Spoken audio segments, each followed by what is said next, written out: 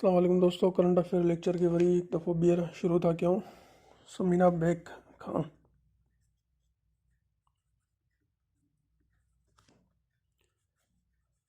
Samina bag जेका आहे त मुस्लिम वुमेन आहे, फर्स्ट पाकिस्तानी। ठीकु आहे।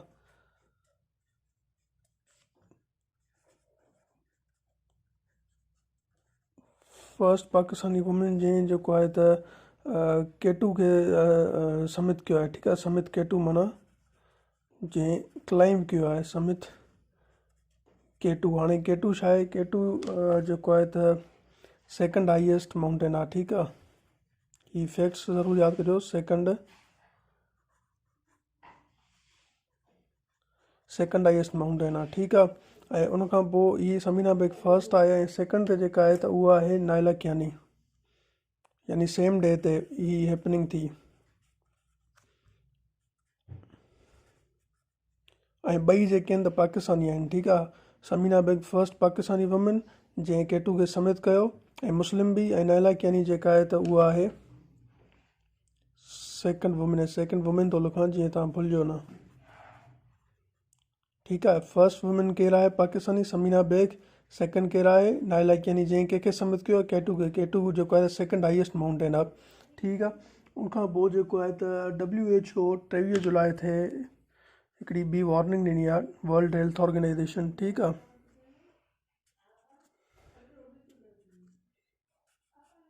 वर्ल्ड हेल्थ ऑर्गेनाइज़ेशन जेको आहे त वार्न कयो आहे हिकु ॿिए आउटब्रेक जे बारे में। ठीकु आहे।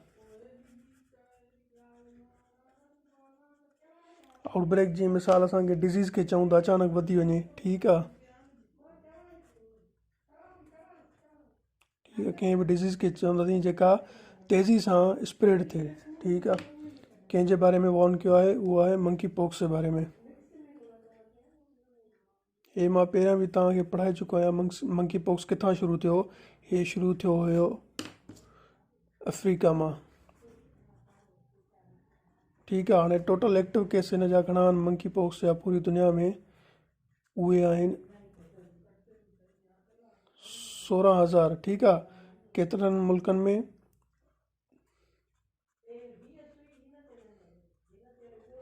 तक़रीबन 72 कंट्रीज़ में। ठीकु आहे। उनखां पोइ WHO जी ॻाल्हि कई आहे त इन जो करंट जेको हेड आहे, मां उहो तव्हांखे ॿुधाए वञा। WHO जो हेड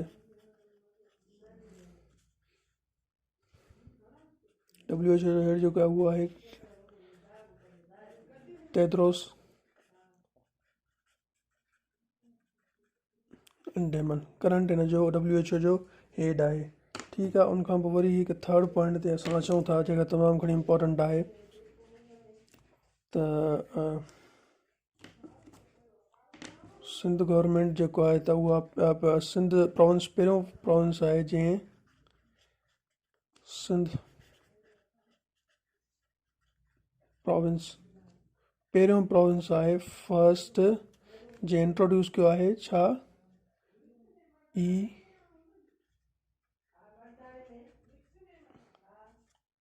पेमेंट। ई पेमेंट जो मक़सदु छा हूंदो आहे? ऑनलाइन पेमेंट, जंहिंमें सैलरीज़ अची वियूं, पेंशन्स अची वियूं। ठीकु आहे।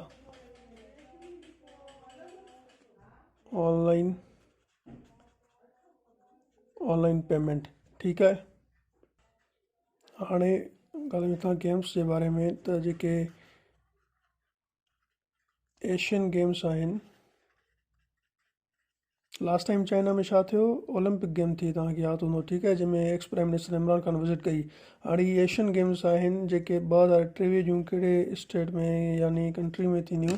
त 2023 थींदियूं इहे चाइना में। ठीकु आहे। And again we have another point त 3 कंट्रीज़ आहिनि। ठीकु आहे।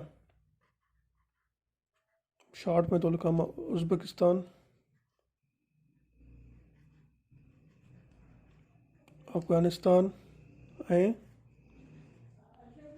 पाकिस्तान। 3 मुल्क मिली करे गॾु छा कंदा? इहे इनिशिएट कंदा हिकु रेलवे लाइन। ठीकु आहे। हिननि जे विच में हिकु रेलवे लाइन ठहंदी।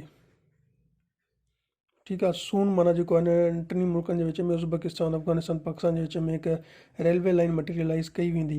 यानी उज़्बेकिस्तान जेको आहे त मिसाल जे तौर पे वठो, मैप ॾेई मां तव्हांखे सम्झायां त हे उज़्बेकिस्तान आहे, ठीकु आहे। हे तव्हांजो अफ़गानिस्तान आहे, ठीकु आहे। वरी हेॾे हेठि जेको आहे हिन अफ़गानिस्तान सां गॾु पाकिस्तान, यानी हिन जे विच में रेलवे लाइन इंस्टॉल कई वेंदी हिन टिनी मुल्कनि जे विच में, ठीकु आहे। उन खां पोइ कंक्लूज़न पॉइंट इहा आहे त दिनेश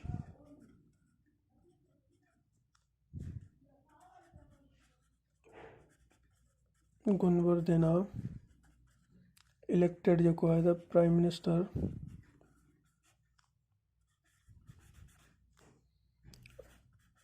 ऑफ श्रीलंका, ठीकु आहे। दिनेश गुणवर्धना जेको आहे त elected prime minister of Sri Lanka, ठीकु आहे। ऐं जेको आहे त उहो प्राइम मिनिस्टर आहे। ऐं प्रेसिडेंट केरु हुयो, इहो बि मां तव्हांखे लास्ट टाइम पढ़ायो। प्रेसिडेंट हुयो विक्रम